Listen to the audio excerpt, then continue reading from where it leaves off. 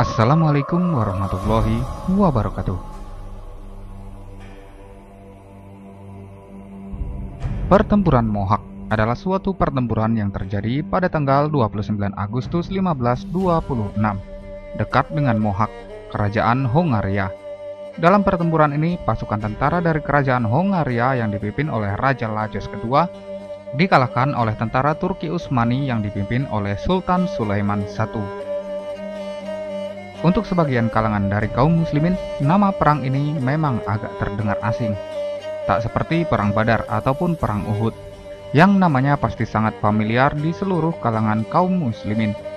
Namun tidak demikian bagi orang-orang Eropa, khususnya orang-orang Hungaria. Peristiwa ini akan selalu terngiang dalam ingatan mereka sebagai peristiwa yang menimbulkan trauma dan kesedihan yang mendalam, sekaligus menyalakan api dendam dan kebencian terhadap Islam secara umum dan kepada Utsmaniyah secara khusus, bahkan hingga hari ini. Battle of Mohawk merupakan pertempuran antara kekhalifahan Utsmani melawan koalisi pasukan salib Eropa terbesar pada saat itu. Perang Mohawk dikenal sebagai sebuah pertempuran terbesar antara koalisi Kristen Eropa melawan kekhalifahan Utsmaniyah, yang dimana perang ini hanya berlangsung selama 1,5 jam dengan menelan korban jiwa sebanyak 50.000 orang di pihak koalisi pasukan Kristen. Sementara di pihak kekhalifahan Utsmaniyah, kurang dari 1.500 pasukannya syahid di medan perang. Perang ini berawal dari dibunuhnya utusan Sultan Turki Utsmani yang hendak mengambil jizyah dari Raja Hungaria saat itu, Raja Louis II, yang sudah turun-temurun sampai masa Sultan Salim I. Karena Raja Louis II merasa pengganti Sultan Salim I, yaitu Sulaiman Al-Kanuni, adalah anak belia berusia 26 tahun yang tidak mungkin bisa melawan dan tidak sekuat bapaknya, maka dibunuhlah utusan atas dukungan dari Vatikan. Setelah mendengar hal ini, Sultan Sulaiman Al-Kanuni marah besar karena merasa diremehkan dan direndahkan wibawanya oleh Raja Louis II. Lalu Sultan Sulaiman segera memerintahkan untuk mengumpulkan seluruh pasukan terbaiknya dari segenap penjuru negeri dan mendeklarasikan perang kepada Raja Hungaria dan kerajaan Eropa. Lalu ia mempersiapkan pasukan perangnya dan bergegas ke Hungaria dengan pasukan kurang lebih 100.000 mujahid dengan 350 meriam dan 800 kapal perang. Untuk mencegah datangnya bala bantuan Eropa dan mengamankan perairan Laut Mediterania, Sultan Sulaiman memutuskan untuk memimpin sendiri pasukannya yang akan berjihad menuju Hungaria dengan menempuh jarak sekitar 1.000 km untuk mencapai medan pertempuran. Pasukan Islam menaklukkan daerah-daerah yang dilaluinya, di antaranya Belgrade, ibu kota Serbia. Ini dilakukan untuk mengamankan jalur kembali ataupun jalur mundur pasukan apabila pasukan Islam tertimpa kekalahan. Sementara itu, di dataran Eropa, Vatikan segera memobilisasi pasukan Eropa begitu mendengar keberangkatan pasukan Utsmani. Maka terbentuklah koalisi pasukan salib yang terdiri dari Kekaisaran Romawi, meliputi Spanyol, Jerman, Italia, Belgia, Swiss, Belanda, Luxembourg, dan sebagian Perancis. Kemudian Hungaria itu sendiri, Slovakia, Rumania, Serbia, Kroasia, Polandia, Kerajaan Bavaria, negara-negara kepausan, dan beberapa negara lainnya. Terkumpullah 200.000 pasukan salib bersenjata lengkap dari koalisi negara-negara tersebut, baik infanteri maupun kavaleri. Pasukan salib Mohawk dipimpin oleh sejumlah panglima terbaik dari Hungaria saat itu, di antaranya Raja Hungaria Louis II dan Paltomori, seorang pastor yang memimpin salah satu bagian pasukan untuk menebarkan semangat dalam jiwa mereka. My brothers, soon you will have to fight. You will have to kill other human beings. Pada sisi pasukan Islam terdiri dari tentara Turki Utsmani yang dilengkapi sejumlah meriam kuat dan diperkuat oleh satuan pasukan khusus Turki Utsmani yaitu Janissary. Dan pasukan ini dipimpin oleh panglima bagi seluruh kekuatan Islam Amirul Mukminin, Sultan Sulaiman Al-Kanuni.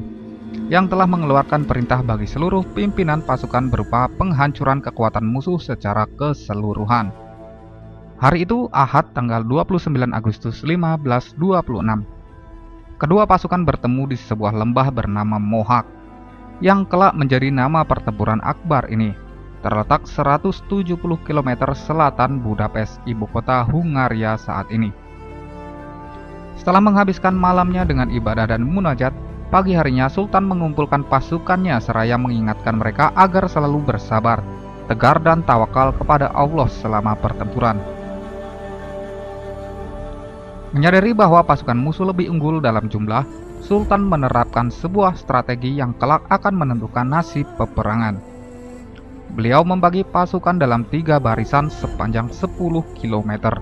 Barisan pertama diisi oleh pasukan elit Janissary, kemudian barisan kedua diisi oleh pasukan infanteri dan kavaleri biasa, dan barisan terakhir diisi oleh beliau sendiri beserta pasukan artileri atau meriam.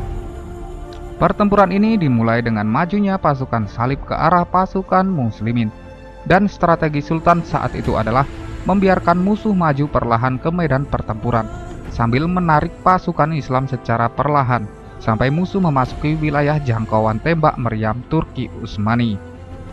Pertempuran dahsyat pun pecah selepas waktu asar.